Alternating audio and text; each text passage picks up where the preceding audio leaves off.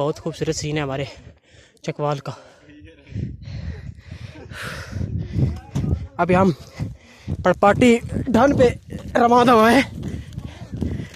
ये सामने चकवाल के गांव कुकरजेर का डैम नज़र आ रहा है, ये देखें।